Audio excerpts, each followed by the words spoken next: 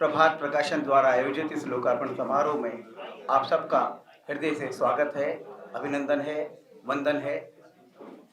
आज का ये लोकार्पण समारोह एक प्रकार से जो भारत में एक राममय वातावरण बना हुआ है, उसी की एक कड़ी है। हमारे मध्य में आज केंद्रीय मंत्री माननीय श्री अर्जुन राम मेघवाल जी को रहना था, परंतु पार्टी के एक अत्यंत आवश्यक कार्यक्रम के कारण उनको जयपुर जाना पड़ा, इसलिए वे यहाँ नहीं आ पाए। उन्होंने इस कार्यक्रम की शुभकामनाओं के लिए हमें बहुत आशीष दिए हैं कि यह कार्यक्रम सफल हो। उन्हीं के आशीर्वाद से हम कार्यक्रम प्रारंभ कर रहे हैं। और यह प्रवासी भवन, यहाँ पे आदरणीय बालेश्वर जी अग्रवाल का आशीर्वाद सदा हम सबके साथ है। उनकी प्रेरणा से, उनके आशीर्वाद से, मार्गदर्शन से अंतर्राष्ट्रीय सहयोग परिषद काम कर रहा है। उनकी भी पावन स्मृति को नमन करते हैं। मैं सबसे पहले आग्रह करता हूँ पीयूष जी से कृपया आए और हमारे मंचस्थ अभ्यागतों का पुस्तक संच देकर उनका स्वागत करें।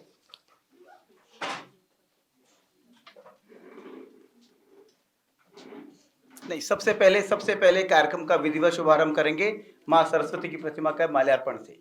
मैं मंचस्थ अभ्यागतों से आग्रह करता हूँ कृपया माँ सरस्वती की प्रतिमा का माल्यार्पण कर इस सारस्वत समारोह का शुभारंभ करें। आई।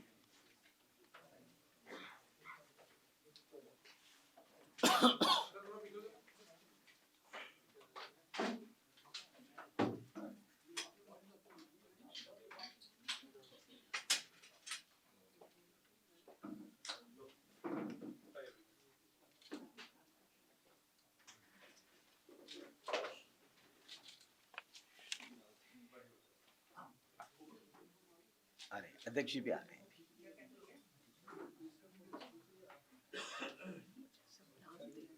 मैं लिख के देता हूँ।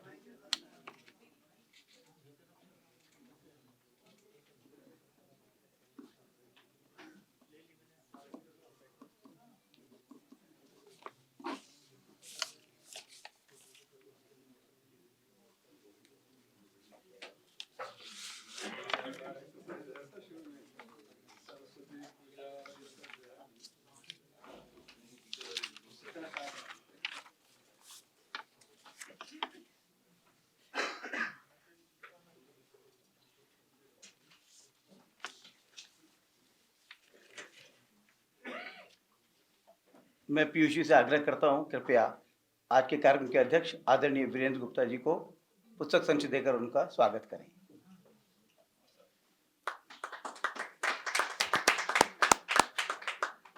कार्यक्रम के उत्सव प्रतिमा आदरणीय डॉक्टर विनोद बाला अरुण जी को भी पुस्तक संच देकर उनका हार्दिक स्वागत है। आदरणीय अजय भाई जी को भी उनका सम्मान और स्वागत। आदरणीय वीरेंद्र जी भाई साहब और आदरणीय अनिल जोशी जी का भी हार्दिक स्वागत है। और इस सभागृह में पधारे आप सब विभूतियों का भी अंतर्मन से स्वागत और अभिनंदन। आप सब आदरणीय विनोद बालाजी के निमंत्रण पर, हमारे निमंत्रण पर और अंतर्राष्ट्रीय सहयोग परिषद के निमंत्रण पर आए हैं। आप सबका हार्दिक स्वागत है। मित्रों, आज का यह कार्यक्रम बहुत अनौपचारिक और बहुत आत्मीय कार्यक्रम है, क्योंकि इस कार्यक्रम से यादें जुड़ी हैं पंडित राजेंद्र अरुण जी की। हम सब उनके कर्तृत्व से परिचित हैं। मॉरिशस में रहकर उन्होंने रामायण के प्रचार प्रसार के लिए अद्भुत काम किया। वे मूलतः पत्रकार थे। 1971 में जनता अखबार संभालने के लिए जो वहाँ के राष्ट्र प्रधानमंत्री उस समय निकालते थे, सर शिव सागर राम गुलाम जी, उसको देखने के लिए उनको वहाँ लेके गए थे। तो चचा के निमंत्रण पर वे वहाँ गए और वहीं बस गए। और पूरा जीवन उन्होंने श्री राम को समर्पित कर दिया। मॉरिशस में वो रामायण गुरु के रूप में जाने जाते रहे। अनेक पुस्तकें लिखी। भारत में जब भी वे आते थे, हमेशा उनके उद्बोधन, उनके प्रेरक प्रसंग और उनकी एक विशिष्ट शैली थी। रामायण कहने की उनकी एक विशिष्ट शैली थी। मैं एक छोटा सा उदाहरण देता हूँ आपके समक्ष।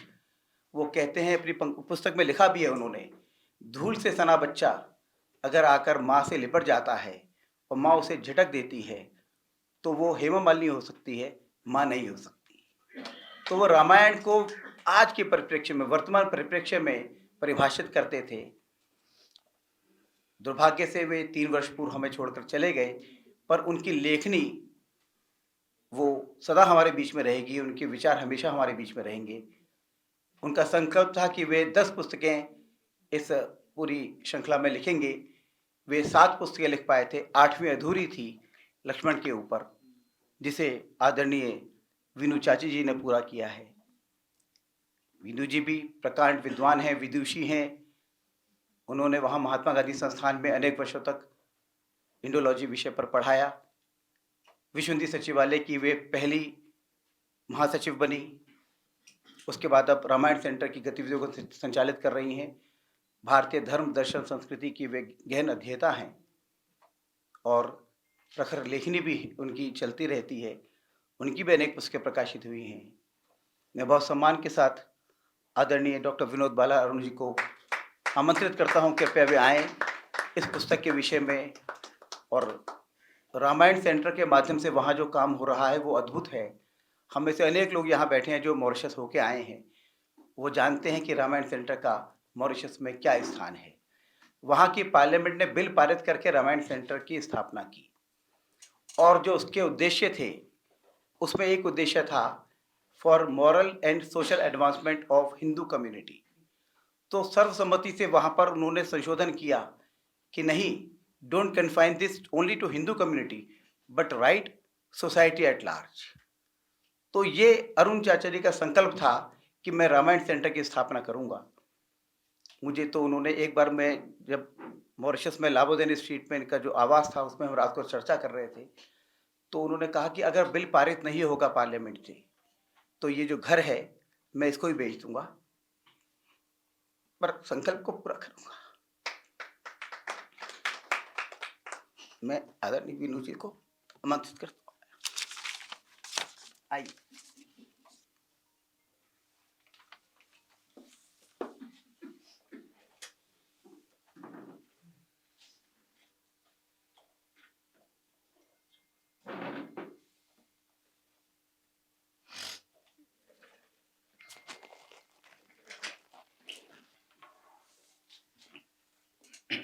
बहुत धन्यवाद प्रभात जी। माहौल ऐसा भावुकतापूर्ण हो गया है, कुछ भी कहना मेरे लिए कठिन है, फिर भी प्रयत्न करूंगे। सिया राम मैं सब जग जानी, करऊं प्रणाम जोरी जुग पानी। परम आदरणीय, आज के कार्यक्रम के अध्यक्ष श्री वीरेंद्र गुप्ता जी, हमारे परम श्रद्धेय भ्राता वीरेंद्र याग्निक जी, परम आदरणीय पूज्य भाई अजय जी, बहुत दिनों से जिनके साथ मेरा गहन आत्मीय संबंध रहा है, ऐसे भाई अनिल जोशी जी, प्रभात जी, पीयूष जी। मुझे देख के बहुत अच्छा लग रहा है कि यूके से जया वर्मा जी भी यहाँ उपस्थित हैं। मुझे लगा था आप भारत में नहीं हैं, इसीलिए मैंने आपको निमंत्रण नहीं भेजा, फिर भी आपकी सहृदयता है कि आप यहाँ आई। सरोज जी को बहुत बहुत धन्यवाद।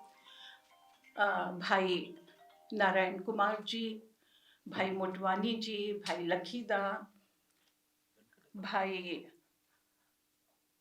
योगेश अग्रवाल जी, और दिल्ली आने पर हमारे आवास, निवास और योगक्षेम का सस्नेह निर्वहन करने वाले मेरे अग्रज, मेरे पति के परम मित्र भाई यादवेंद्र दत्त बनकटा जी, इतने सारे मेरे यहाँ आत्मीय लोग बैठे हैं कि मैं चाहती हूँ मैं सबका नाम लूँ।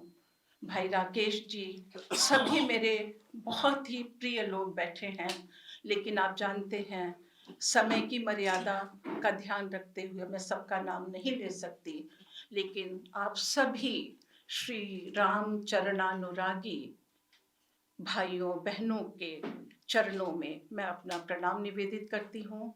आप सबका सादर वंदन और अभिनंदन करती हूँ। जैसा प्रभात जी अभी बता रहे थे, न केवल भारत बल्कि विश्व भर में फैले हुए भारतवंशियों के लिए 22 जनवरी की घटना मात्र एक घटना नहीं थी, बल्कि इसने हम सबके हृदय को अत्यंत आनंद, उमंग और उत्साह से आप्लावित कर दिया था। मैं आपको बताऊं कि भारत में तो सबके मन में उत्साह था ही भगवान राम के मंदिर की पुनः प्रतिष्ठा का, लेकिन भारत से बाहर विश्व भर में फैले हुए भारतवंशी भी अपने अंदर उत्साह से परिपूर्ण होकर जिस तरह श्री राम का जय घोष कर रहे थे, वो अपने आप में एक ऐतिहासिक घटना है। और उसी कड़ी में आज लक्ष्मण गुण गाथा का यहाँ लोकार्पण होने जा रहा है। प्रभात जी ने थोड़ी सी पृष्ठभूमि दे दी है, फिर भी शायद आपको देख करके ये आश्चर्य हो रहा होगा कि एक पुस्तक और 2 लेखक, ये कैसे। मेरे पति पंडित राजेंद्र अरुण जी, जो रामायण के उद्भट विद्वान, रामायण मर्मज्ञ और बहुत अच्छे लेखक थे, उन्होंने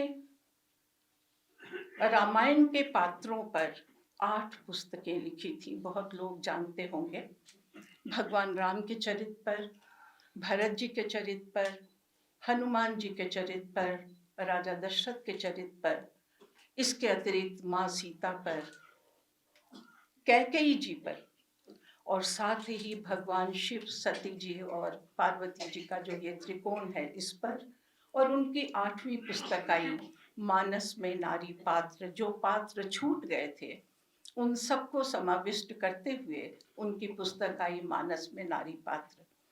और उसके बाद 9वीं पुस्तक वो चाहते थे कि जिन पुरुष पात्रों पर वो अलग से पुस्तक नहीं लिख पाए हैं, वैसे सभी पात्रों को, मुख्य पात्रों को मिलाकर वो एक पुस्तक लिखें, मानस में पुरुष पात्र। मुझे नहीं पता कि वो यही शीर्षक देना चाहते थे या कुछ और, लेकिन उनकी अवधारणा ऐसी ही थी।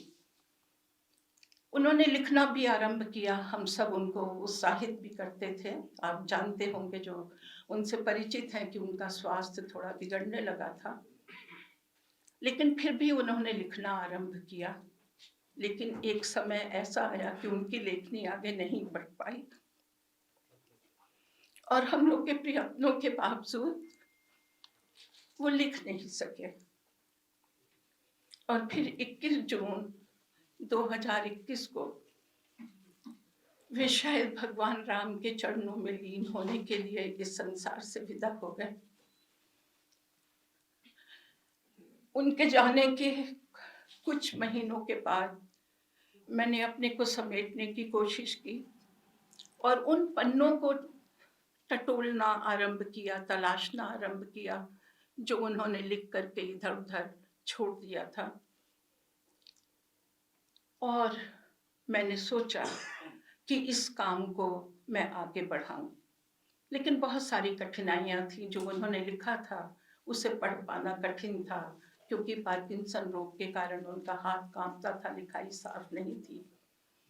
फिर भी मैंने देखा कि उन्होंने शत्रुघ्न जी पर एक अध्याय लिख दिया है और लक्ष्मण जी पर लिखना आरंभ किया था। मुझे नहीं मालूम, मेरा उनसे इस विषय पे कभी भी कोई वार्तालाप नहीं हुआ कि वो किन पात्रों को समाविष्ट करना चाहते थे, किन पात्रों पर लिखना चाहते थे, लेकिन लक्ष्मण जी पर लिखना आरंभ किया और आगे नहीं बढ़ा पाए। मैंने सोचा मैं लक्ष्मण जी जहां उन्होंने समाप्त किया है, मैं वहीं से अपनी बात को आगे बढ़ाऊं, और मुझे लगा कि शायद कुछ पृष्ठों में लक्ष्मण जी पर लिख करके मैं आगे बढ़ूंगी, किसी और पात्र पर लिखूंगी, जैसा कि उनकी योजना था। लेकिन मुझे ऐसा लगा कि भगवान राम को ये स्वीकार नहीं था। उनको लगा होगा कि मेरे परम प्रिय भ्राता भरत पर तो पुस्तक लिखी जा चुकी, मुझ पर लिखी जा चुकी, लेकिन जिसने अपना सर्वस्व समर्पित कर दिया मेरी सेवा में, ऐसे लक्ष्मण जी पर पुस्तक क्यों नहीं लिखी गई? मैं ऐसा सोचती हूँ। और शायद यही कारण होगा कि जब मैंने लिखना आरंभ किया तो किसने मुझसे पूरी की पूरी पुस्तक लक्ष्मण जी पे लिखवा ली, ये मैं स्वयं नहीं जानती हूँ। मैं ये नहीं कह सकती कि ये पुस्तक मैंने लिखी है, क्योंकि बिना परमात्मा की प्रेरणा के और बिना अरुण जी की प्रेरणा के मैं ये कार्य पूरा नहीं कर सकती थी। लक्ष्मण जी पर पुस्तक मैं लिखूं, ऐसा मैंने कभी सपने में भी नहीं सोचा था। आज ये पुस्तक आप सबके हाथ में आएगी। लक्ष्मण जी के बारे में एक दो बातें बस मैं आपके सामने रखना चाहूंगी। पहली बात ये कि इस पुस्तक में 18 अध्याय हैं। कैसे 18 अध्याय हुए, मेरी योजना नहीं थी, लेकिन हमारे यहाँ 18 का अंक बड़ा शुभ माना जाता है। तो 17 अध्याय लक्ष्मण जी पर, तो मुझे लगा कि जो शत्रुघ्न जी पर एक चैप्टर है उसे यदि इसमें लगा दें, क्योंकि अरुण जी का लिखा हुआ है और बिना शत्रुघ्न जी के चारों भाइयों की गाथा हो ही नहीं सकती, पूरी ही नहीं हो सकती, इसलिए उसको 18वें अध्याय के रूप में हमने इसमें रखा और इस प्रकार 18 अध्यायों की ये पुस्तक बनी। इस पुस्तक के बारे में एक बात और कि अरुण जी जब लिखते थे तो उनका मुख्य केंद्र होता था रामचरितमानस। लेकिन जब मैंने लिखना आरंभ किया तो मुझे लगा कि लक्ष्मण जी पे कुछ लिखा जाए और महर्षि वाल्मीकि कृत रामायण से प्रसंगों को न लिया जाए तो लक्ष्मण जी के चरित्र के साथ न्याय नहीं हो सकता, क्योंकि महर्षि वाल्मीकि ने बहुत विस्तार से सबके बारे में बहुत विस्तार से लिखा है, और कुछ ऐसे लक्ष्मण जी के गुण हैं जिन पर महर्षि वाल्मीकि जी ने तो लिखा लेकिन तुलसीदास जी ने नहीं लिखा। उसका कारण है अब हर कवि की अपनी दृष्टि। महर्षि वाल्मीकि जी ने तो यहां तक बताया कि जब राम जी कभी कभी अधीर हो जाया करते थे, यहां तक कि रोने भी लगते थे, तो लक्ष्मण जी उन्हें धैर्य बंधाते थे। लक्ष्मण जी उन्हें बताते थे कि पुरुषार्थ का क्या महत्व है। लेकिन चूंकि तुलसीदास जी भक्त कवि थे, उनके श्री राम पर ब्रह्म हैं, भगवान विष्णु के अवतार हैं, मर्यादा पुरुषोत्तम हैं, इसलिए तुलसीदास जी लक्ष्मण जी से ऐसा नहीं कहलवा सके, बल्कि उन्होंने तो लक्ष्मण जी के क्रोध और आवेश पर अधिक लेखनी चलाई है। छोटी सी बात, आप सब लक्ष्मण जी के बारे में जानते हैं, केवल दो चार बातें कहूंगी। मुझे आश्चर्य होता है कि मां कैकेयी ने श्री राम को जब वनवास दिया तो कितना सोच समझ करके उन्होंने ये 14 वर्ष के वनवास की बात सोची और राम जी को कहा कि तापस वेश विशेष उदासी 14 वर्ष राम वनवासी है। राम, तुम्हें तपस्वी के वेश में 14 वर्षों के लिए जंगल जाना है और उदासीन भाव से रहना है। और उन्होंने अकेले जाने को कहा था। आप सोच के देखिए, हमें 2 दिन के लिए भी कहीं अकेले यदि कोई जाने को कहे, तो हम चाहते हैं कोई हमें साथी मिल जाए। और 14 वर्षों तक जिस जंगल का रास्ता नहीं मालूम, ये नहीं मालूम कहाँ रहना है, क्या खाना है, कैसे जीवन व्यतीत करना है, कितना कठिन कार्य रहा होगा।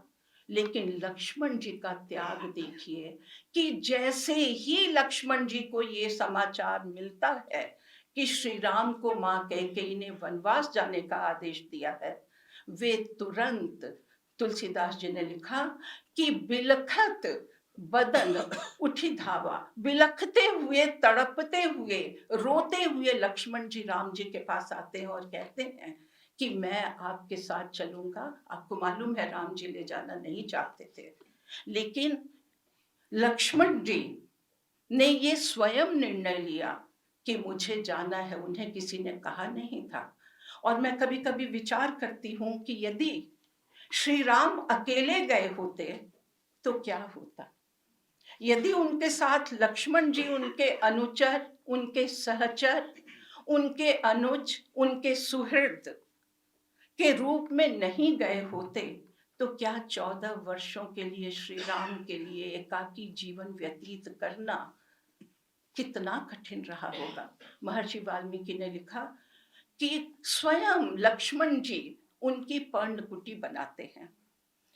लक्ष्मण जी के एक एक गुण के ऊपर वाल्मीकि जी ने बहुत अच्छा लिखा है कि कितनी कलाओं में वो दक्ष थे, कैसे उन्होंने स्वयं कुश तोड़े, कैसे पर्णकुटी बनाई, कैसे राम जी देख करके प्रसन्न होते हैं, कैसे माँ सीता का वो ध्यान रखते हैं। सारी बातों को बहुत विस्तार से वाल्मीकि जी ने लिखा। तो उन प्रसंगों को भी मैंने इस पुस्तक में उद्धृत किया है। और लक्ष्मण जी का जो कार्य है वो ये कि राम जी की यश पताका को उन्होंने एक डंडे की तरह गगन चुंबी बनाया। मैं अभी कह रही थी किसी से कि पताका कितनी भी सुंदर क्यों ना हो, पताका कितनी भी रंगीन क्यों ना हो, कितनी भी सुरुचिपूर्ण ढंग से, कलात्मक ढंग से बनाई गई क्यों ना हो, यदि उसे धारण करने वाला डंडा मजबूत नहीं होगा और ऊंचा नहीं होगा, तो वो पताका कैसे गगन चुंबी बनेगी, कैसे दिग दिगंतर तक लहराएगी। तो श्री राम की यश पताका को दिशाओं में फहराने का काम लक्ष्मण जी के यश ने किया है। मैं बहुत कुछ नहीं कहना चाहूंगी, क्योंकि एक से एक विद्वान यहाँ बैठे हैं। मैं स्वयं चाहती हूँ कि उन्हें सुनने का मुझे अवसर मिले। मैंने तो जो कहना था इस पुस्तक में कह दिया है। मैं चाहती हूँ कि आप लोग इस पुस्तक को पढ़ें, और यदि इसमें कुछ अच्छा लगता है तो इसे प्रभु का प्रसाद मानकर स्वीकार करें, और इसमें जो त्रुटियां हैं, जो कमियां हैं, उसे मेरा अज्ञान समझकर बिसरा दें। आप सब यहाँ आए, आपका स्नेह मुझे मिल रहा है, यही मेरे जीवन की सबसे बड़ी पूंजी है। मैं आप सबको हार्दिक आभार और धन्यवाद देना चाहूंगी। जय श्री राम।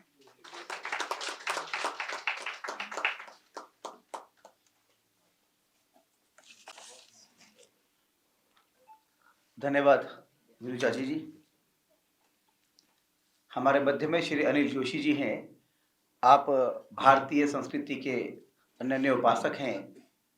अनेक भारतीय दूतावासों और उच्चायोगों में वे कल्चरल अटैचे रहे हैं। केंद्रीय हिंदी संस्थान के उपाध्यक्ष भी रहे हैं। अनेक सांस्कृतिक सामाजिक संस्थाओं से बहुत सक्रियता से जुड़े हुए हैं। मैं उनसे आग्रह करता हूँ कृपया आएँ और इस पुस्तक का एक परिचय हमारे समक्ष रखें। आइए अनिल जी।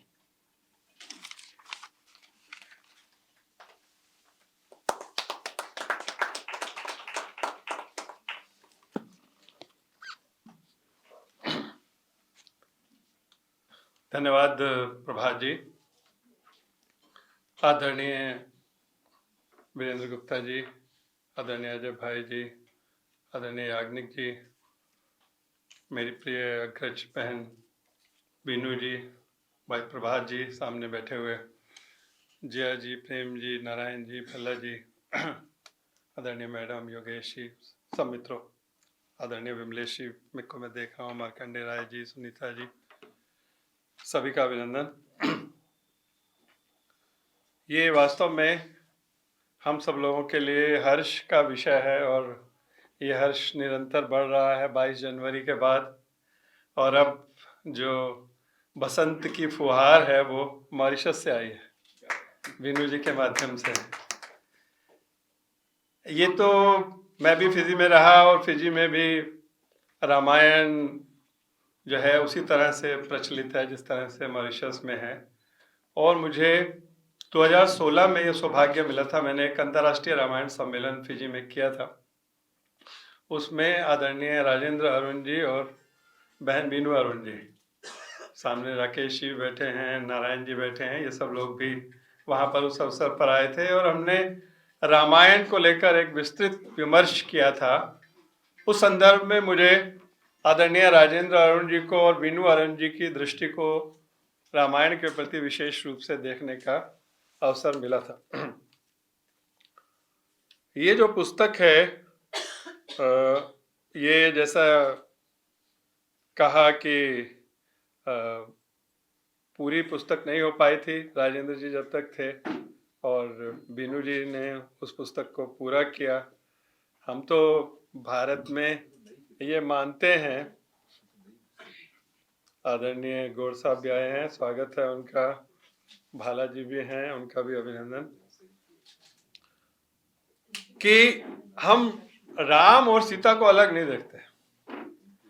अब ये बीनू जी पूछ रही थी कि पता नहीं क्यों ऐसा हुआ कि राजेंद्र जी की पुस्तक को पूरा करने का काम मुझे मिला।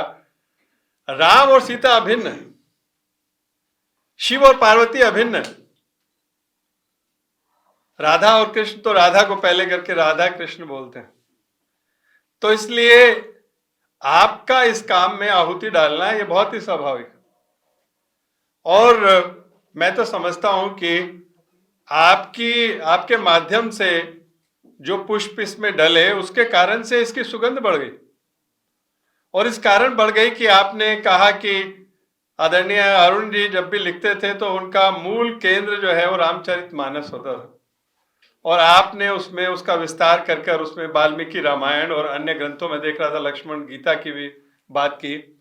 तो मैं समझता हूं कि एक बहुत अच्छे जो दोनों का इनपुट है, जो दोनों की वैचारिक समावेश है, उसके कारण ये पुस्तक और समृद्ध हुई। एक बात आपने कही कि ये जो इस तर्ज पर पुस्तक है कि भरत गुण गाथा, एक पुस्तक उन्होंने लिखी थी, तो अब पुस्तक लक्ष्मण पर लिखनी थी तो लक्ष्मण गुण गाथा, ये पुस्तक का आपने लिखी। भारतीय समाज में जो लक्ष्मण है, जैसे मैंने राम सीता की बात की, तो लक्ष्मण का समर्पण इतना अनन्य था कि शायद और जगह तो राम सीता और शिव पार्वती से काम चल जाता था, पर राम के संदर्भ में राम लक्ष्मण सीता से काम चलता। कभी भी राम और लक्ष्मण इसको भी अलग करके, जैसे दो भाई भी होते हैं तो राम लक्ष्मण जैसे हैं, कोई नहीं कहता राम शत्रुघ्न जैसा है या किसी और जैसा है। तो उसका कारण क्या है? उसका कारण यह है कि हम कहते भी हैं कि रामचंद्र शुक्ल ने लिखा कि अगर राम को देखना हो तो ऐसा भाई, ऐसा पिता, ऐसा पुत्र, ऐसा मित्र, ऐसा शत्रु आपको मिलता नहीं। तो उसमें जब भाई को अंडरलाइन करते हैं कि भाई, ऐसा भाई, तो हम लक्ष्मण को भी रेखांकित करें कि ये जो रामचरितमानस में ऐसे भाई का उल्लेख है, तो हमारी दृष्टि से भी कोई ऐसा भाई जैसा लक्ष्मण था वो नहीं हो सकता। इसलिए जो भारतीय समाज में जो भी चिंतक और विचारक हैं, उनके दिमाग में ये बात रही कि इनके ऊपर स्वतंत्र रूप से विचार होना चाहिए। जैसे मैथिली शरण गुप्त ने एक साकेत लिखी और फिर उर्मिला को उन्होंने विशेष रूप से केंद्र में रखकर पूरे काव्य की रचना की, महाकाव्य की रचना की। तो क्या आवश्यकता थी? उसका कारण उनको ऐसा लगा कि देखिए, राम के साथ सीता तो गई है और राम और सीता पति पत्नी है, परंतु उर्मिला 14 वर्ष कैसे अकेली रह रही, उसका क्या दुख होगा, उसने क्या सोचा होगा, उसके ऊपर क्या गुजरी होगी। तो मैथिली शरण गुप्त जो है, उन्होंने उर्मिला की जो व्यथा है उसके ऊपर एक काव्य लिखा। तो जो लक्ष्मण है, लक्ष्मण का आप समझ लीजिए कि जो अनन्य समर्पण है, कई बार ऐसा लगता है कि वो राम की अल्टर ईगो है। बहुत बात ऐसी है जो राम के मन में है पर राम कह नहीं पाते। मुझे एक प्रसंग जो विशेष रूप से ध्यान में आता है वो धनुष तोड़ने का प्रसंग है। स्वाभाविक है कि सीता के साथ नियति थी उनका विवाह होना, पर वो लोग कैसे गए? वो कोई धनुष यज्ञ के अंदर भाग लेने ऐसे नहीं गए थे कि उनको दशरथ के यहां से बुलाया गया था और वो धनुष तोड़ने के लिए गए थे। वो तो विश्वामित्र के साथ गए थे कि उसने कहा कि मैं धनुष यज्ञ तुम्हें दिखा देता हूं। और वहां पर जो है लक्ष्मण का प्रसंग आता है और जब वो कहते हैं कि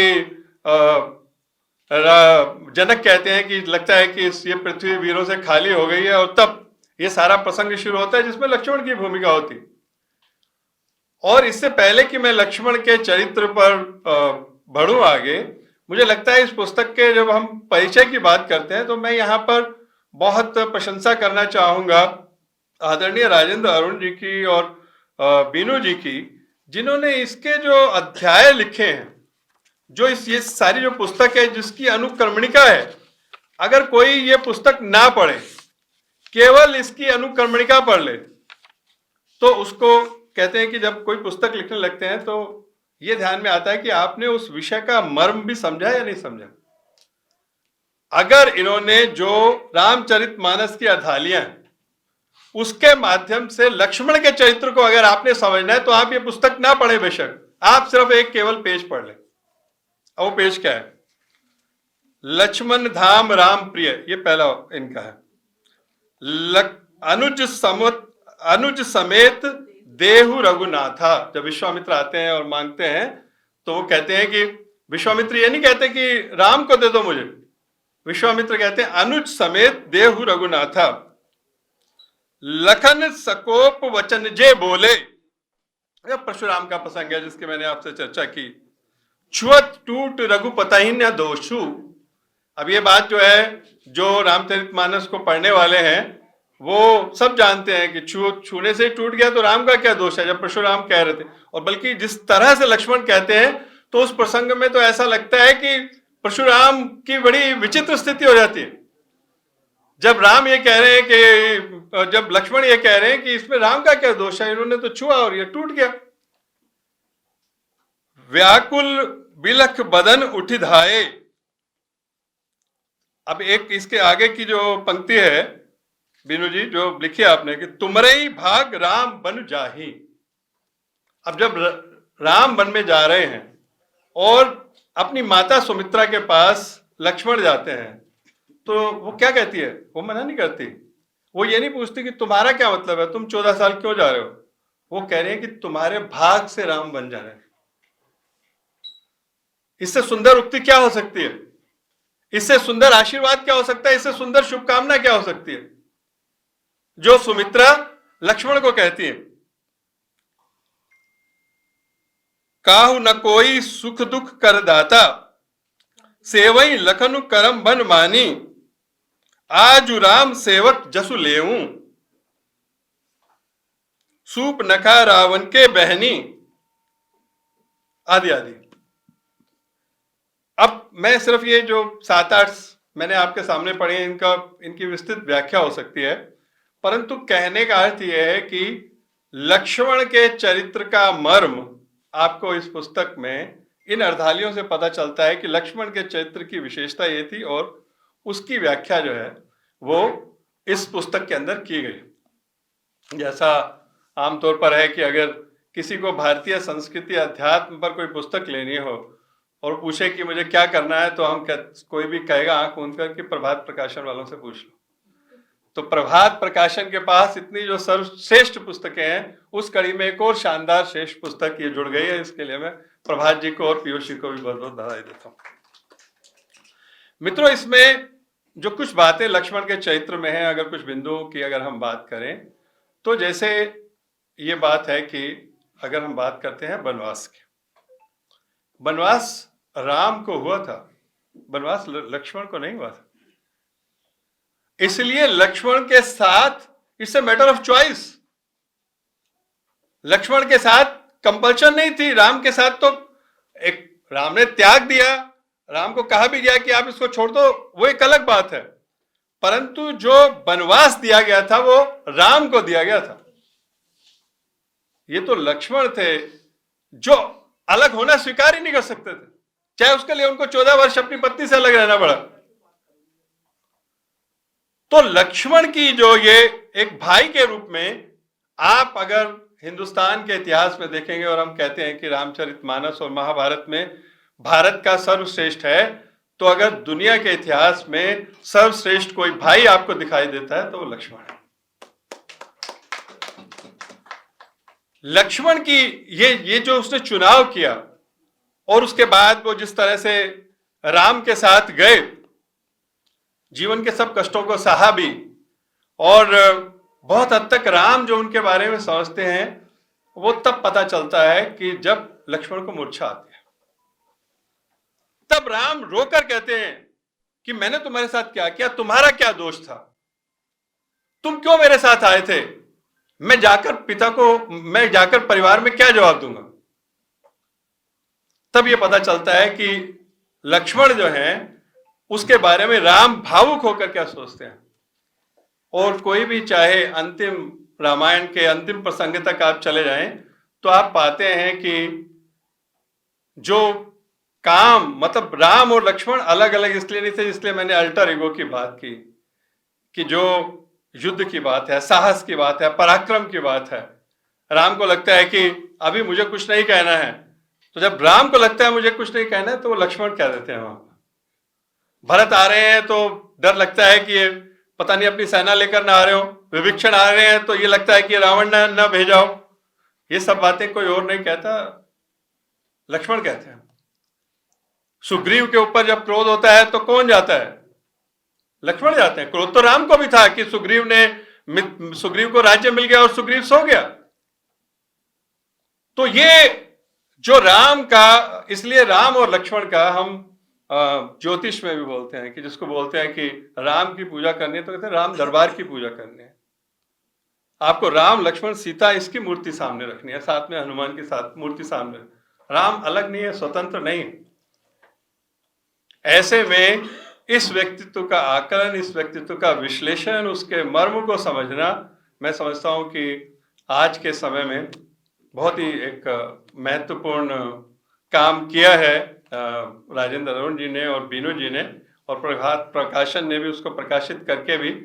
और जो आज का समय है उस पर मैं अपनी कविता की कुछ पंक्तियों के साथ अपनी बात को समाप्ति देता हूं कि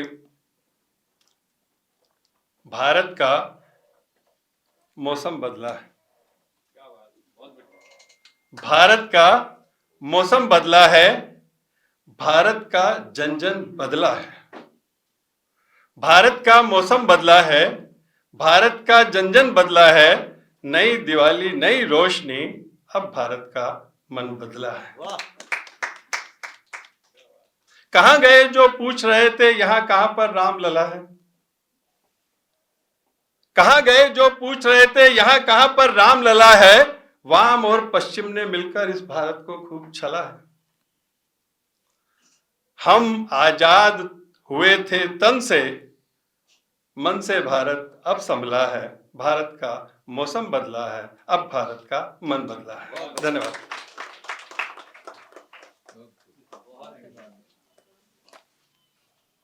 धन्यवाद बसवनील जी। सचमुच में ये जो रूपांतरण भारत में हुआ है, एक भारतीय सांस्कृतिक पुनर्जागरण हुआ है, हम उसके साक्षी हैं। हमारा सौभाग्य है कि इस पीढ़ी में हमने जन्म लिया है कि अपने सामने श्री रामलला के विग्रह की प्राण प्रतिष्ठा हमने देखी। सचमुच हम सबके लिए आनंद का विषय है। अपनी विशिष्ट शैली में रामायण के प्रचार प्रसार में जो लगे हैं और विभिन्न आध्यात्मिक सांस्कृतिक विषयों के वे अध्येता हैं, विचारक हैं और कथाकार हैं, जिन्होंने राष्ट्र मंदिर विश्व रामायण आश्रम की स्थापना करके एक भारतीय और सनातन संस्कृति के विस्तार को नए आयाम दिया है।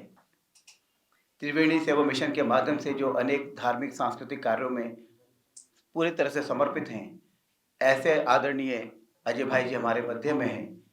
मैं उनसे कहता हूँ कृपया आएं, हमें आशीर्वाद दें। आइए अजय भाई।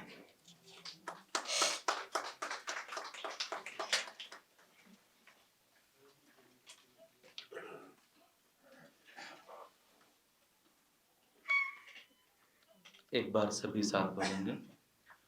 श्री गुरु चरण सरोज रज निज मन मुकुर सुधार, वरनौ रघुवर विमल जसु जो दायक फल चार, बुद्धिहीन तनु जानिके सुमिरो पवन कुमार, बल बुद्धि विद्या देहु मोहि हरहु कलेश विकार, सियापति राम जय मेरे प्रभु राम जय जय। मंचासीन सभी प्रबुद्धजन, बंधु बांधव, ये पुस्तक जो मंच पर लोग बैठे हैं उनकी नहीं, ये पुस्तक आपकी है। ये पुस्तक प्रभात की नहीं, ये पुस्तक पीयूष की है। अगर भगवान राम मर्यादा पुरुषोत्तम हैं तो लक्ष्मण समर्पण पुरुषोत्तम है। किसी मंदिर में हम जाएं तो उसके स्वर्णमय शिखर को हम सब लोग प्रणाम करते हैं, नमन करते हैं, क्योंकि शिखर ही दिखता है। प्रिय पुस्तक नमन है नींव के उस पत्थर लक्ष्मण को, जिनके कारण राम की पताका हमेशा ऊंची रहती है।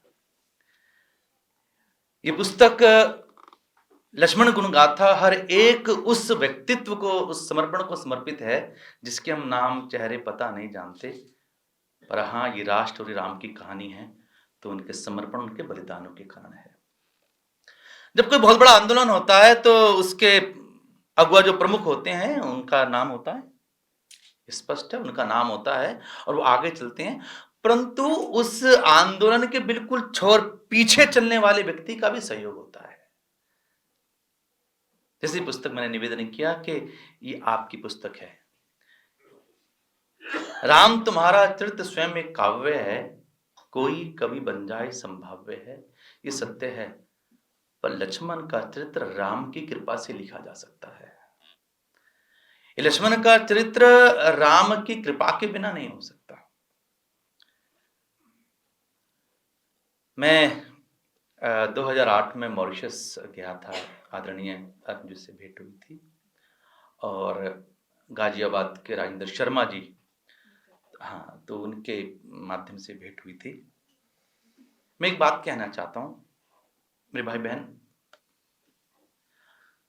आज के समय में हम सब लोग राम बनना चाहते हैं, राम बनना चाहते हैं। राम की गरिमा, राम का एक पद है, सत्य है, बनना भी चाहिए, पर कोई लक्ष्मण बनेगा तो राम का मार्ग स्वतः बन जाएगा। इसलिए बहन जी, प्रभात भैया ने जब ये पुस्तक भेजी तो हमारे जो मेरा राम है, मेरा बड़ा भाई, मैंने उसे छुट्टी मांग ली। मैंने कहा मुझे पुस्तक पढ़नी है। कल से मैंने ये पुस्तक पढ़ी, इसके 18 अध्यायों पर पूरी कथा हो सकती है। अगर बोलना भी चले, एक एक बोलना प्रारंभ करें। लक्ष्मण गीता है, लक्ष्मण परशुराम संवाद है और सुपर्णखा का प्रसंग है। हर एक चीज पर मैं बस ये कहना चाहता हूं, अगर आज इस राष्ट्र को रामत्व की आवश्यकता है तो हमें लक्ष्मण बनना पड़ेगा। आज हर एक व्यक्ति एक पद चाहता है, पर पद का जो पीछे समर्पण है वो कोई भाई होता है। द्वापर का भाई है दुर्योधन, जो कहता भाई को हिस्सा नहीं दूंगा, महाभारत हो जाती है। त्रेता भाई का भाई है लक्ष्मण, जो कहता है भाई का हिस्सा कभी नहीं लूंगा, रामायण बन जाती है। इसलिए ये वास्तव में पुस्तक नमन योग्य है। अरुण जी ने भारत से बाहर भी मॉरिशस में जाकर राम नाम के वटवृक्ष को रामायण सेंटर के रूप में स्थापित किया। और एक आवश्यक भी है, मैं जब मॉरिशस गया था तो हमने एक आर्टिकल लिखा था, भारत का लक्ष्मण मॉरिशस। आज मैं याद आता हूँ तो बीज जब जड़ डला होता है, तो शायद अगर मैं यहाँ पर आज इस कुर्सी पर बैठ पाया तो 2008 में लिखा था भारत का लक्ष्मण मॉरिशस और भारत का भरत फिजी। वहां पर राम से ओतप्रोत लोग हैं, हम लोग 2024 के भारतीय हैं, पर मॉरिशस में रहने वाले अभी भी वही 100 साल पुराने लोग हैं जिन्हें रामायण को, गीता को ना कभी छोड़ा है ना कभी छोड़ेंगे। एक बहुत आधुनिक मोटिवेटर गए भारत से फिजी में, तो उन्होंने कहा कि हमें बहुत सारी मोटिवेशनल बातें करनी, क्लास लेनी है। तो वहाँ के एक फिजी व्यक्ति ने कहा, नहीं, हमारे पास विश्व की सबसे अच्छी मोटिवेशन बुक है जिसका नाम है रामचरितमानस। और मैं अभी, मेरा सौभाग्य रहा कि हम लोग 22 जनवरी को अयोध्या जी में थे, तो वहाँ पर प्रभात प्रकाशन का एक बड़ा स्टॉल भी लगा हुआ था। मैंने 5 बजे की फ़ोटो खींची। सभी प्रकार की रामायण है, कंब रामायण है, वाल्मीकि रामायण है, बुल्के रामायण है। अपने आश्रम में अभी इंडोनेशिया से एक रामायण है, ये काकाविन रामायण, क्योंकि मैं रामायण संग्रहालय बना रहे हैं। तो मैंने कहा, प्रभात जी, एक प्रभात रामायण भी होनी चाहिए 2024 के अनुसार, होनी चाहिए कि आज का संदर्भ क्या है। ये रामायण दवाई है और हमारे जीवन के अंदर अनेक रोग हैं, ये रामायण की दवाई लें और अपने रोगों को दूर करें। बहन जी, आपने अभी 10 पुस्तकें पूरी करनी है, ऐसा मैं परमात्मा से प्रार्थना करता हूँ, और आप करेंगी। ऐसा आपका बल, यश बल बना रहे। और मेरे को लगता है कि हम सब लोग आपके साथ हैं। मॉरिशस में जब मैं गया तो मैं अपने फ्लाइट में बूट में अपना बैग रख रहा था। ये राम नाम की शक्ति कितनी बड़ी है। मैं बूट में बैग रख रहा था, तो बैग मेरे पास एक बहन जी, कोई बहन जी बूट में बैग रख रही थी अपना, और वो मुझ पे आके गिरा। तो मैंने बोला, राम राम राम राम, बस इतना ही। उस राम राम के असर था कि जब फ्लाइट पूरी हुई तो मुझे मॉरिशस उतरना था, तो उस बहन जी ने कहा, आप होटल में नहीं जाओगे, मेरे घर जाओगे, क्योंकि आपने राम राम कहा और हमारा जो राम नाम बोलता है हमारा भाई होता है। उसके बाद 2013 में बहन जी घर आई, भारत आई। उन्होंने कहा, भैया मैं घर आ रही हूँ। मैंने कहा, बहन जी आओ। उस समय हमारा घर निर्माणाधीन था, हम खुद किराए पे रह रहे थे, तो 3-4 कमरों का एक घर था। तो बहन जी आई तो मैंने कहा, इस कमरे में, इस पलंग पे आपका सामान रख देते हैं। तो उनको बड़ा संकोच हुआ कि हम खुद 3 कमरों में रह रहे हैं और इनको कहा कि यहाँ सामान रख दें। उसने कहा, भैया आप मुझे पहले बता देते, मैं कुछ और व्यवस्था कर लेती। मैंने कहा, बहन जी, अगर मेरी बहन आती तो क्या मैं उसको कुछ कहता और जगह ठहराता? जहां मैं रहता हूं वही मेरी बहन रहेगी।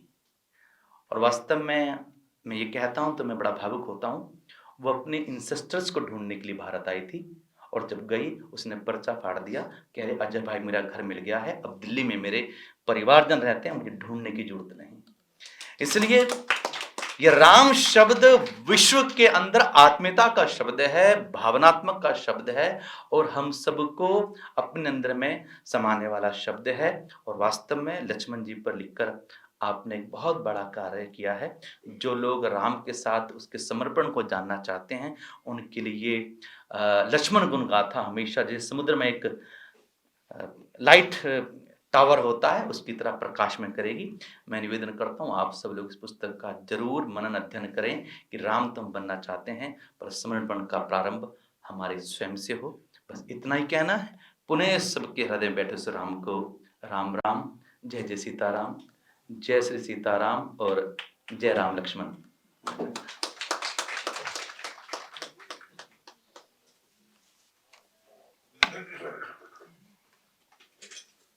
धन्यवाद आदरणीय अजय भाई जी। अब वह क्षण आ गया है जिसके लिए हम यहाँ एकत्र हुए हैं। मैं मंचस्थ अभ्यागतों से आग्रह करता हूँ, कृपया लक्ष्मण गुण गाथा का लोकार्पण करें। पीयूष जी, आप भी आ जाइए।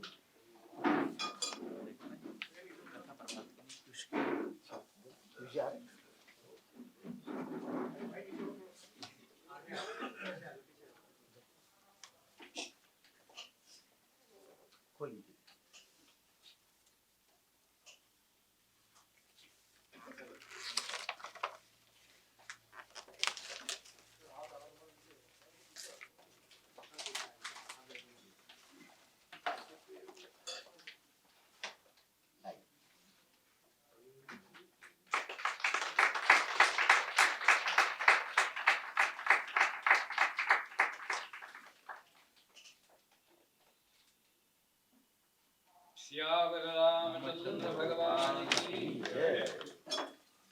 लखन लाल की जय।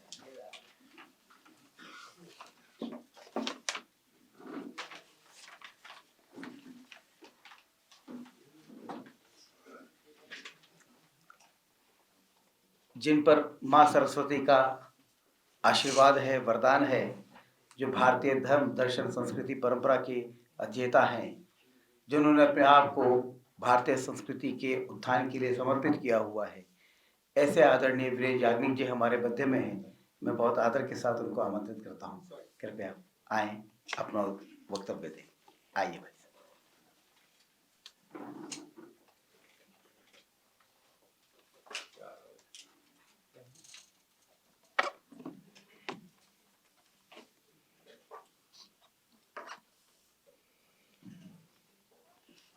दक्षिणे लक्ष्मणौ यस्य वामे च जनकात्मजा पुरतौ मारुतर्यस्य तं वन्दे रघुनंदनम।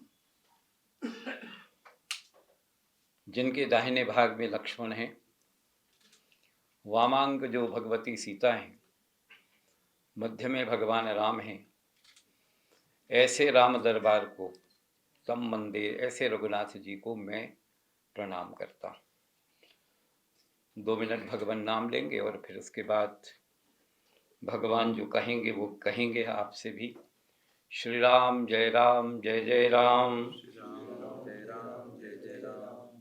अभी तो 22 जनवरी आई है, हम सब लोगों के मन में भगवान राम का अवतरण हुआ है। जरा जोर से बोलिए ना, श्री राम जय राम, श्री राम जय राम जय जय राम, श्री राम जय राम जय जय राम, श्री राम जय राम जय जय राम।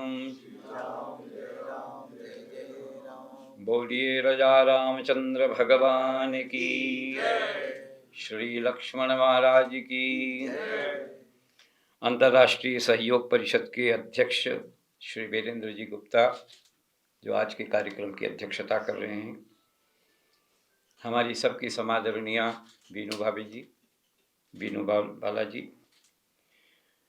पंडित अजय भाई जी, श्री अनिल जी, हमारे सबके परम आत्मीय श्री प्रभात कुमार जी, और आप सभी सम्मानीय विद्वद्गण, जिनके बीच में बैठ करके आज हम सब लोग आज के हमारे राजर्षि श्री राजेंद्र अरुण जी के इस ग्रंथ का हम लोग भगवान को अर्पण कर रहे हैं, श्री राम जी को अर्पण कर रहे हैं, लोकार्पण कर रहे हैं। राजेंद्र जी को याद करना, उनका स्मरण करना और उनके बारे में चिंतन करना वास्तव में एक तपस्वी का स्मरण करना और उनका नमन करना होता है। जिस तरीके से उन्होंने मॉरिशस में जाकर के, और वो वैसे कहा करते थे कि मैं कभी भी राम भक्त नहीं रहा, राम जी से मुझे कुछ लेना देना भी नहीं था, मैं तो कृष्ण भक्त था। लेकिन मॉरिशस की धरती ने मुझे कृष्ण से राम की तरफ ले गया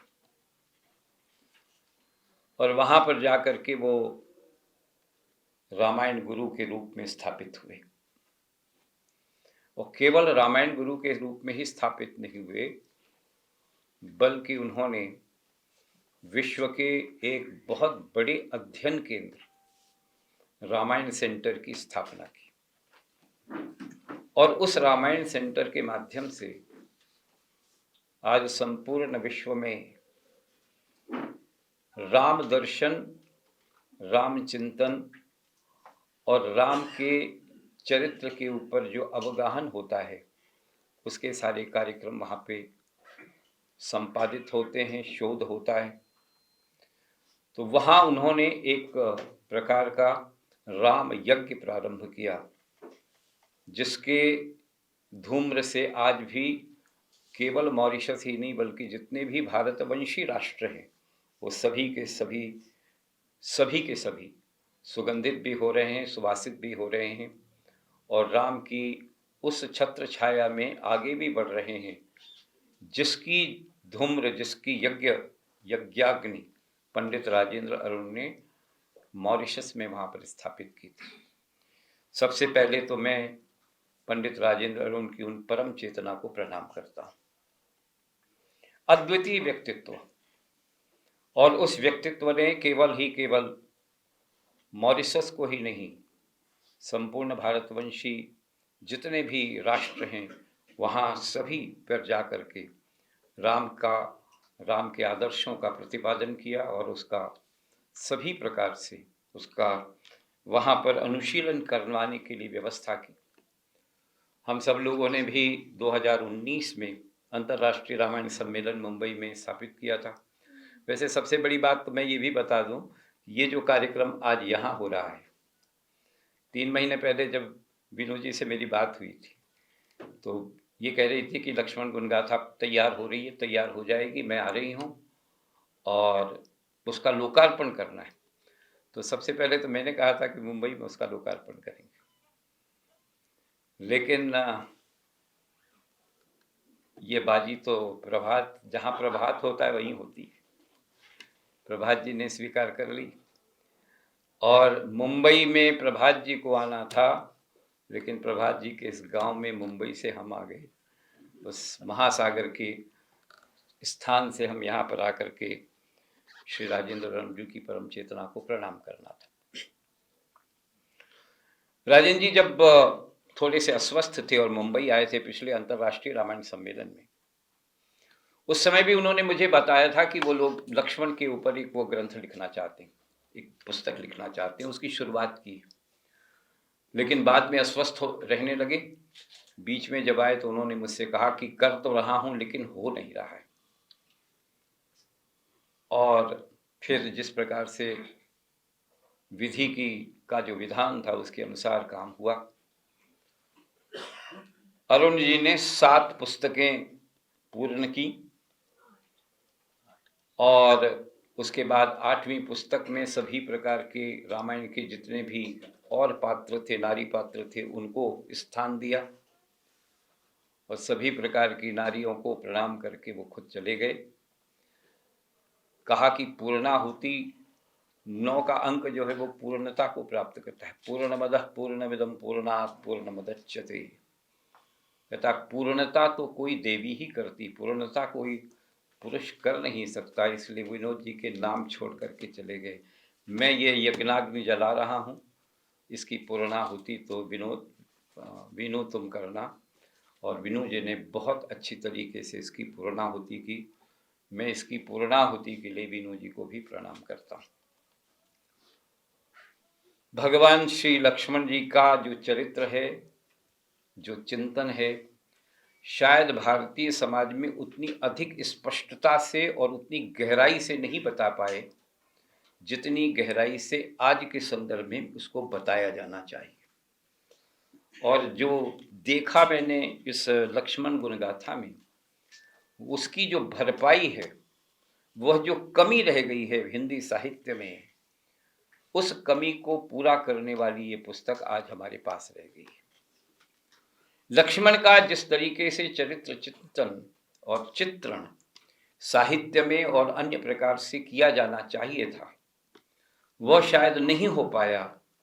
इसलिए वीनू जी ने महर्षि वाल्मीकि के रामायण से सभी प्रकार के संदर्भों को लेकर के, महाभारत के संदर्भों को लेकर के, उस लक्ष्मण के उदात्त चरित्र को, उस तपस्वी चरित्र को यहाँ पर भारतीय जनमानस में स्थापित करने की कोशिश की कि आज के संदर्भ में, आज की दुनिया में, आज के इस विघटनकारी समाज में, आज के इस बिखरते पारिवारिक संबंधों में किस प्रकार से हमें काम करना चाहिए, किस प्रकार से संबंधों को बनाना चाहिए, संबंधों के लिए कितनी त्याग और तपस्या की आवश्यकता होती है, उसका दर्शन, उसका शब्द चित्र वीनू जी ने इसमें प्रस्तुत किया है।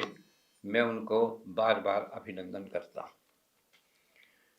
जो आजकल का समाज है, जिस प्रकार की आज की स्थिति है, उस समाज में लक्ष्मण गुणगाथा आज की स्थिति के अनुसार शायद राम से भी ज़्यादा अधिक आवश्यक प्रतीत होती है।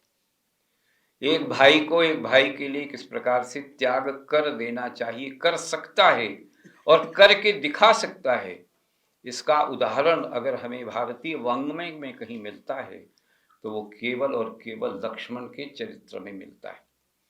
भरत जी ने बहुत प्रेम किया होगा, बहुत भक्ति की होगी, बहुत प्रकार से उन्होंने राजपाट त्याग दिया होगा, लेकिन जिस प्रकार का कष्ट, जिस प्रकार की व्यथा, यानी जिस प्रकार का तापसी जीवन बिना किसी भी प्रकार के लक्ष्मण ने जिया और अपने लिए नहीं, अपने भाई के लिए जिया, वह हम सब के लिए एक उदाहरण है। हम सब के लिए एक प्रकार का एक ऐसा उदात्त चरित्र है जिसको आज घर घर में बताने की आवश्यकता है। राम कथा हो बहुत अच्छी बात है, लेकिन उससे भी अधिक यदि लक्ष्मण की कथा हो जाए तो बहुत सारे परिवार टूटने से बच जाएंगे। राम कथा होनी चाहिए, राम कथा तो है ही, वो हमारे मन में बसी हुई है, हर व्यक्ति कुछ न कुछ जानता है, लेकिन लक्ष्मण की कथा अगर हो जाए, लक्ष्मण की बात अगर विस्तार से बता दी जाए, लक्ष्मण की बात को अगर हम ठीक ढंग से समझ लें और उसको हृदयंगम कर लें, तो मैं समझता हूं कि आज उसकी और अधिक आवश्यकता है राम के साथ साथ। और इसीलिए अनिल जी ने कहा भी कि राम का दरबार केवल राम से पूर्ण नहीं होता, राम सीता से ही पूर्ण नहीं होता। राम के साथ दक्षिणे लक्ष्मणो यस्य, दक्षिण में लक्ष्मण होना चाहिए। वो तपस्या, वो त्याग, वो समर्पण दक्षिण में होना चाहिए, यानी पॉजिटिविटी होनी चाहिए।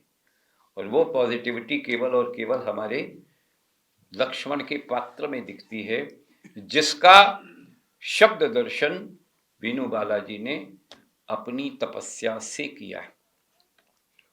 अरुण जी नहीं रहे, अरुण जी का विछोह हुआ, उस विछोह की अग्नि से प्रदीप्त होकर के वीनू बालाजी ने इस ग्रंथ की रचना की।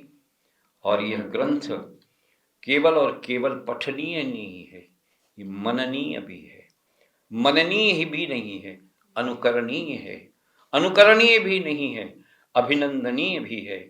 इस अभिनंदन के साथ हम इसका अनुकरण करें, घर में स्वयं पढ़ें और कुछ कुछ अपने बच्चों को, अपने परिवार वालों को पढ़ाने के लिए इसकी मदद करवाएं, तो इसकी सार्थकता और भी अधिक बढ़ जाएगी। मैं समझता हूँ आज के संदर्भ में लक्ष्मण जैसा पात्र, लक्ष्मण जैसा चरित्र, लक्ष्मण जैसी स्थिति का आज के संदर्भ में, आज के युग में जितनी आवश्यकता है, संभवतः शायद उतनी आवश्यकता पहले कभी नहीं रही होगी।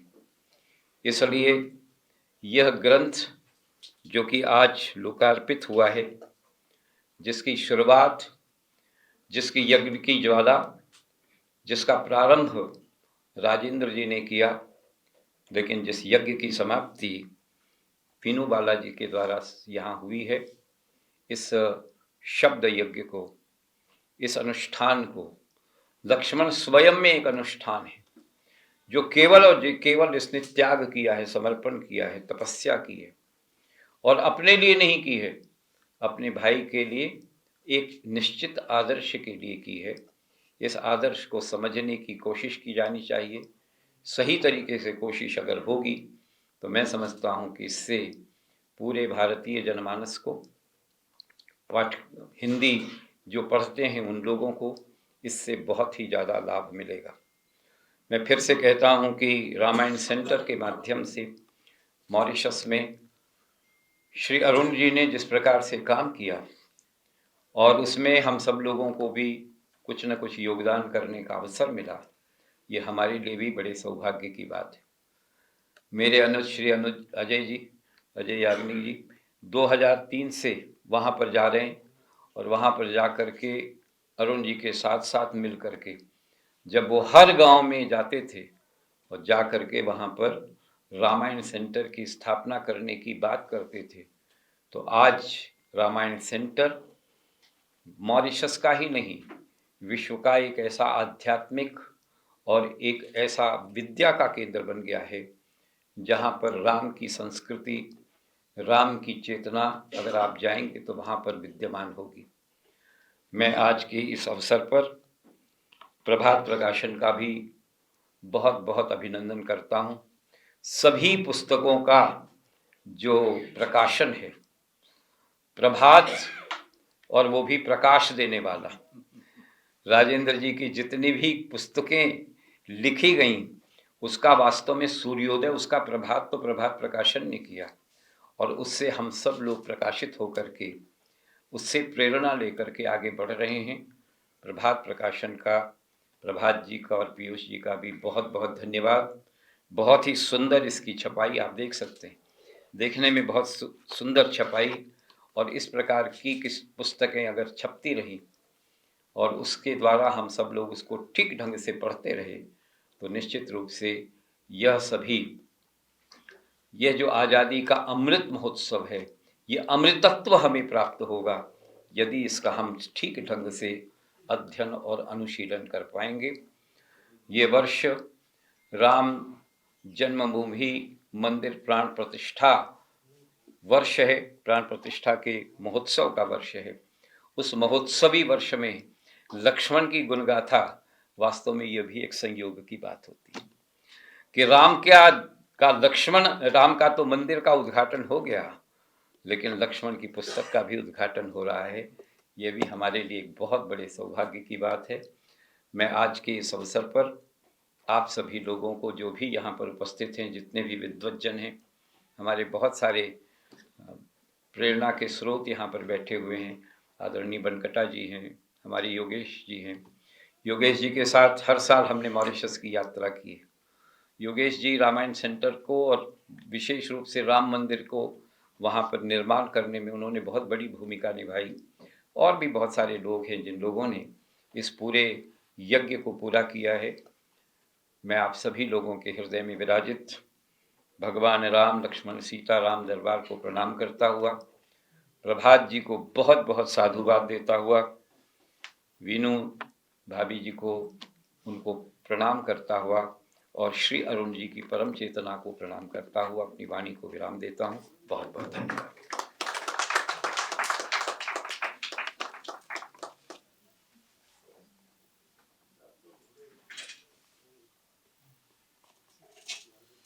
हार्दिक आभार आदरणीय वीरेंद्र जी भाई साहब। हमारे इस कार्यक्रम के आज के अध्यक्ष आदरणीय एम्बेसडर वीरेंद्र गुप्ता जी अंतर्राष्ट्रीय सहयोग परिषद के भी अध्यक्ष हैं और आपके मार्गदर्शन में बालेश्वर जी के कार्यों को आगे बढ़ा रहे हैं। आप अनेक भारतीय दूतावासों में, उच्चायोगों में उच्चायुक्त रहे हैं, राजदूत रहे हैं, ICCR के DG रहे हैं। मैं बहुत सम्मान के साथ आपको आमंत्रित करता हूं, कृपया आइए, अपने अध्यक्ष उद्बोधन दीजिए। आइए। धन्यवाद प्रभात जी। मंच पर विराजित सभी पूजनीय लोगों का नमन करता हूँ। वीरेंद्र जी, याग्निक, अजय भाई जी, आज की लेखिका विनोद बाला जी और अनिल जोशी जी, और यहाँ पर सभागार में उपस्थित सब लोगों का मैं सब लोगों को ग्रीट करना चाहता हूँ। रामायण के ऊपर बहुत अच्छी अच्छी बातें बड़े ज्ञानी लोगों से हमने सुनी, तो आज मेरा ख्याल है सब लोगों को फ़ायदा हुआ यहाँ पे आने पे। ये बहुत सौभाग्य की बात है अंतर्राष्ट्रीय सहयोग परिषद के लिए, क्योंकि अंतर्राष्ट्रीय सहयोग परिषद का राजेंद्र अरुण जी के साथ बहुत गहरा संबंध था, और काफ़ी कार्यक्रम साथ में रहे। जब भी अंतर्राष्ट्रीय सहयोग परिषद के डेलीगेशंस मॉरिशस गए तो रामायण सेंटर जो कि राजेंद्र अरुण जी ने बनाया, वहाँ पर रामायण के ऊपर अध्ययन और शोध और उसका प्रोपगेशन, उसको बढ़ाना, तो आई थिंक बहुत ही वंदनीय काम है इंडियन डायस्पोरा के लिए। रामायण या रामायण से ऊपर अगर समझें तो भारतीय संस्कृति, तो जब हिंदुस्तान की सरहद छोड़ के बाहर जाता है आदमी, और कैसे सर्कमस्टांसेस हैं। जो आजकल जा रहे हैं एक्सपेट्रिएट बन के, उनको कोई ऐसी परेशानी नहीं है, तो भी अपनी चॉइस के हिसाब से वो संस्कृति से जुड़े रहते हैं। जब हम उसकी परिकल्पना करें कि करीब 100-150 साल पहले जो मजदूर बंधक गिरमिटिया वाले जब गए थे, तो वो बहुत परेशानी में थे। एक उनके लिए एक सीज मेंटालिटी थी, और वो इतनी परेशानी में थे, वहां पे उनको एक आप समझ लें कि गुलाम की तरह से रखा जाता था। तो उनका सहारा क्या था? उनको संस्कृति में तो खैर हम कहते हैं कि बहुत गहन चीजें हैं, अध्ययन है, बहुत सोफिस्टिकेशन है, फिलॉसफी है, लेकिन उनकी समझ में संस्कृति के बड़े क्लियर कट टैंजिबल मायने थे। वो थे हनुमान चालीसा और रामचरितमानस।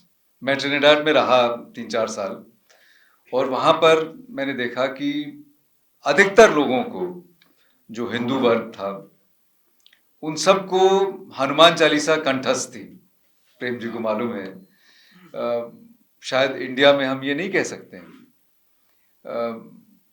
क्योंकि उनके लिए एक जीवन का एक बेसिस थी कि अगर वो उससे नहीं जुड़ेंगे तो फिर कोई उनके पास छोर नहीं है और डूब से जाएंगे। तो ये संस्कृति का ये रूप, जो कि रामचरितमानस और हनुमान चालीसा, तो मैं समझ सकता हूँ कि राजेंद्र अरुण जी ने और उसका काम विनोद बालाजी ने उसको आगे बढ़ाया है। ये बहुत ही सराहनीय है, वंदनीय है। जब हम अनिल जी ने बोला कि आज की लहर चली है, बड़ी अच्छी बात है। टेलीविजन पे फिर से सीरियल्स आ रहे हैं। 2-3 दिन पहले मैं एक नया सीरियल आ रहा है, उसको देख रहा था, तो इतना रोचक लगा।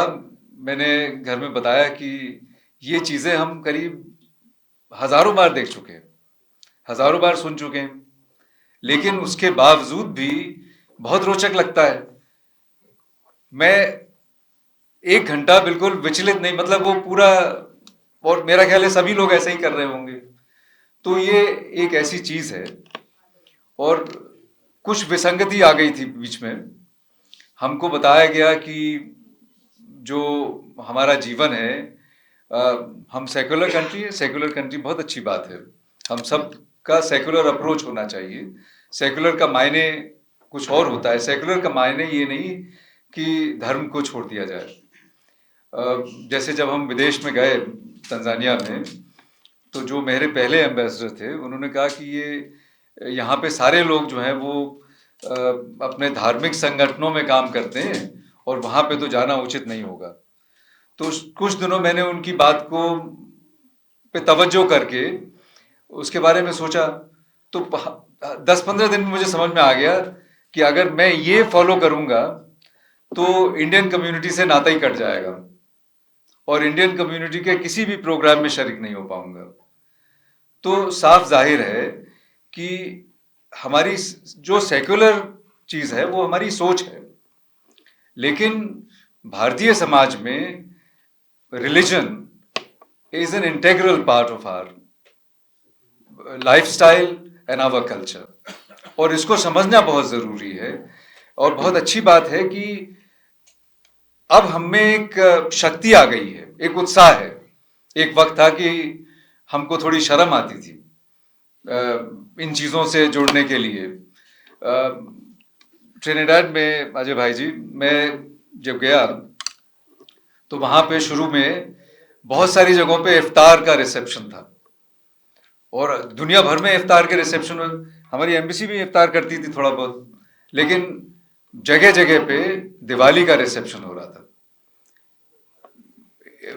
एयरपोर्ट अथॉरिटी, यूनिवर्सिटी, म्यूनिसिपैलिटीज, ये म्यूनिसिपैलिटी, वो म्यूनिसिपैलिटी, हजारों जगह हो रहा था। तो मैंने दफ्तर में चर्चा चलाई कि हम लोगों को भी दिवाली का रिसेप्शन करना चाहिए। प्रेम जी थे उस वक्त वहां पे। तो हमारी ऑफिसर्स मीटिंग में मुझको बताया गया कि जी दिवाली रिसेप्शन नहीं कर सकते। क्यों नहीं कर सकते, मैंने पूछा तो नहीं, हाँ ये सेकुलर कंट्री है और हम एक कोई रिलीजियस फेस्टिवल नहीं कर सकते हैं। और मैंने कहा कि इफ्तार का तो रिसेप्शन मैंने देखा था फाइलों में, तो इंडियन एम्बेसडर ने इफ्तार का तो रिसेप्शन किया था। अगर इफ्तार का रिसेप्शन हो सकता है तो मैं दिवाली का रिसेप्शन क्यों नहीं कर सकता हूँ? तो फिर मुझे बताया गया एक रामबाण होता है कि कोई प्रीसिडेंस नहीं है, तो चूंकि प्रेसिडेंस नहीं है इसलिए नहीं कर सकते आप। फिर मैंने कहा नहीं, हमें प्रेसिडेंस से कोई मतलब नहीं है। मुझे लॉजिकल लगता है कि जब हम इफ्तार का रिसेप्शन करते हैं तो रामायण का और दिवाली का भी रिसेप्शन करना चाहिए। और खासकर इस जगह में चारों तरफ धूम मची हुई है। ट्रिनिडाड में दिवाली 1-1.5 महीने मनाई जाती है। तो फिर किसी ने बताया कि नहीं, ऐसा करते सर कि मिनिस्ट्री से पूछ लेते हैं, मिनिस्ट्री में रेफरेंस कर देते हैं। तो मैंने कहा अच्छा, अगर मिनिस्ट्री में रेफरेंस किया तो वो टाइम ही निकल जाएगा जब तक दिवाली खत्म हो जाएगी। तो मैंने डिसाइड किया कि दिवाली का रिसेप्शन करेंगे। और वो जो रिसेप्शन किया, हमारे घर में सबसे बड़ा रिसेप्शन रहा। करीब 400-500 लोग बाग आए और एक प्रथा हमने शुरू करी। तो मैं समझता हूं कि कोई मैंने गलत काम नहीं किया, कोई सेकुलरिज्म के दायरे से नहीं निकले। सेकुलरिज्म सिर्फ सोच है कि आप सब धर्मों को बराबर का हिस्सा दें, बराबर अपॉर्चुनिटीज मिले।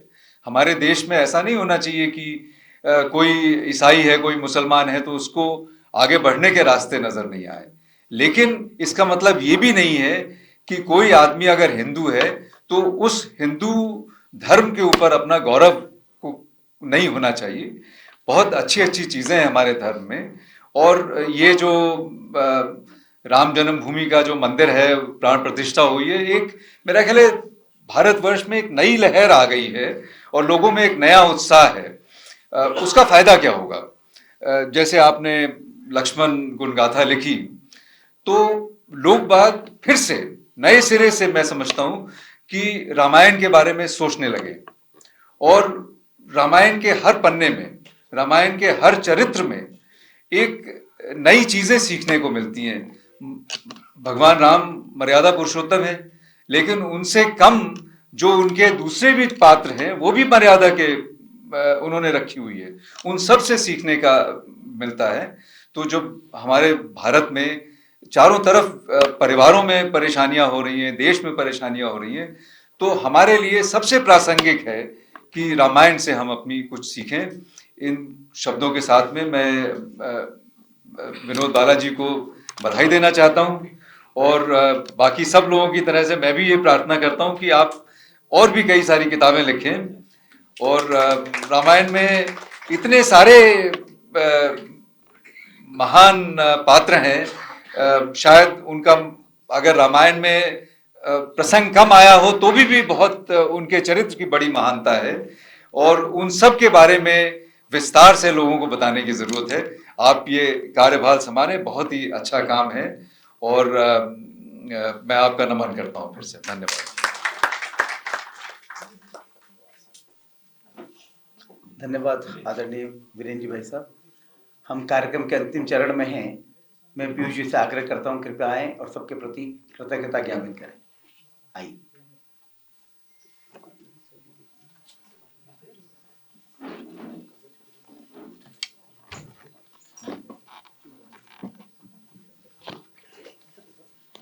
धन्यवाद आप सभी का। आप लोग सब इस सभागार में प्रस्तुत हुए और बहुत शॉर्ट नोटिस पे इस कार्यक्रम के लिए आए हैं। चाची जी का बहुत विशेष धन्यवाद कि चाची जी मॉरिशस से आई हैं और पुस्तक भी हुई। आज मैं वो दृश्य याद कर रहा था कि जब चाचा जी और बाबू जी अक्सर घर में या दुकान में बैठ के चर्चा करते थे तो हम लोग सुनते थे उनकी चर्चा और वो ऐसा लगता था दृश्य, आज वो पूरा दृश्य मेरे सामने घूम रहा था कि चाचा जी और बाबू जी का जो स्नेह था और उनकी जो चर्चा होती थी संघ के पृष्ठभूमि, क्योंकि संघ के बाबू जी के बाद बहुत लोग ऐसे कम लोग आते थे हमारे यहाँ जो घर में रात को रुकने वाले थे।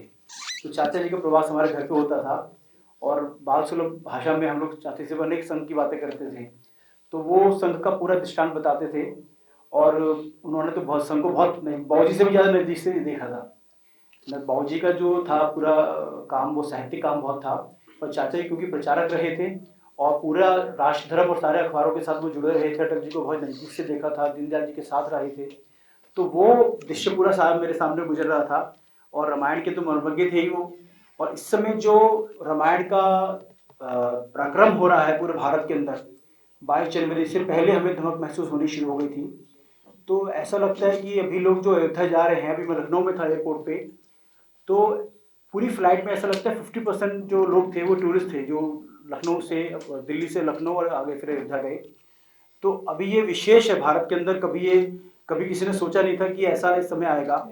और इस समय अगर बाबूजी और चाचा जी दोनों होते तो वो देखते ये जो विस्फोटक हुआ है राम राज्य का, वो अद्वितीय है ये मतलब। और उसमें जो आहुति थी चाचा जी की, वो बहुत बड़ी महत्वपूर्ण थी। उन्होंने जो पुस्तकें लिखी, मुझे याद आता है कि शायद 82 में बाबूजी पहली बार मॉरिशस गए थे, और 83 में, हाँ। तो उस समय बाबूजी का दूरदर्शन पे इंटरव्यू हुआ था हरिकथा अनंता के ऊपर। तो वो इंटरव्यू की कैसेट बाबूजी लेके आए थे बाद में, और हमने उसको चला के भी देखा था। तो वो मेरे दृश्य मेरे सामने से निकलता है कि कितना हरिकथा अनंता पहली पुस्तक थी जो हम लोगों ने प्रकाशित की थी, और आज तक वो सर्वकाल पुस्तक है, सबसे महत्वपूर्ण पुस्तक वही मानी जाती है। आप सभी लोग मंच महाराजन, आप लोग सब आए इस कार्यक्रम में, और ये पूरा कार्यक्रम चाचा जी के लिए और चाचा जी के योगदान के लिए माना जाएगा कि उन्होंने ये पुस्तक का जो काम छोड़ा था बीच में, और आज सभी लोगों ने मन से यही कहा कि आप आगे भी लगातार लिखते रहें चाचा जी, हम सब आपके साथ में हैं। आप जितना अधिक लिखेंगी, हर साल में कम से कम 2 पुस्तकें तो आप लिख ही सकती हैं, क्योंकि रामायण सेंटर की भी जिम्मेदारी आपके पास है उसके बावजूद, और आप अकेली रामायण सेंटर की जिम्मेदारी बहुत अच्छे तरीके से देख रही हैं। आप सभी वरिष्ठ लोग हमारे यहाँ मौजूद हैं, किस का नाम लूँ, सभी लोग हैं, प्रेम जन्मे जी हैं, वेंकटा चाचा जी हैं, वो अपने स्वास्थ्य के बावजूद भी परसों बुखार में थे, आए हैं, भाला जी हैं, आप सभी लोग, योगेश जी हैं, योगेश जी ने रामायण सेंटर में बहुत काम किया है। आप सभी का बहुत बहुत विशेष धन्यवाद। अंतर्राष्ट्रीय सहयोग परिषद का उन्होंने कक्ष दिया हमको, उनकी टीम का धन्यवाद, और जो पत्रकार बंधु आए हैं उन सभी का भी बहुत बहुत धन्यवाद।